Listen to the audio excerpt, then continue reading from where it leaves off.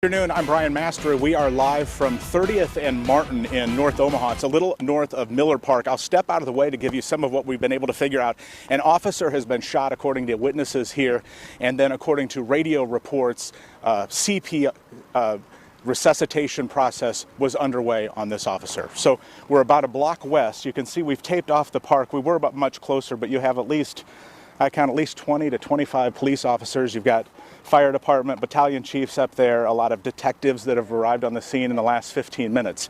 We noticed several police officers that were racing down Highway 75 to get to the scene after all of this went down. I asked some officers here exactly if they had a status check on how many were injured, if anyone was in custody, if they were looking for anyone, but it's just way too early to piece all that together. Here's what some witnesses told me moments ago. They said that they were off to the side. They said that they heard about 15 rounds, that 2 different bursts of 6 or 7 shots, that sort of thing. And then they heard officers telling them that were in the neighborhood to just get down, to get down.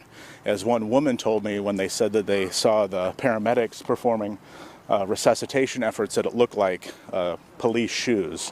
And sometimes you get a sense for the types of shoes that some of these officers will wear out here. So I saw a tweet from one of the community police administrators that sent out a note that their prayers are with the officer and that someone had to step away because the officer's attention in the city were going to this spot here at 30th and Martin. Now, I'm going to step back a little more and take a look at the picture that you're seeing. We're live, so bear with us here. But what you're seeing is they're by a fire truck. The ambulance has already left. One of the ambulances has already left. So there's a little park in the foreground there. It's about half a city block here that seems to be taped off. We're on the east side of all of this, but we are not aware of the situation on the other side. We have the crews on this side, and I have yet made contact with our other teams on that side. Right now you have just off to the left of me, Jim, if you can pan left, you have 3 detectives here just coming down the street, coming down Martin Street, that are headed towards the scene. I've talked to them in the past. They've got their notebooks in hand. They're trying to piece together exactly what's taken place in all of this. It's not unusual when you have this type of a shooting that you get all hands on deck.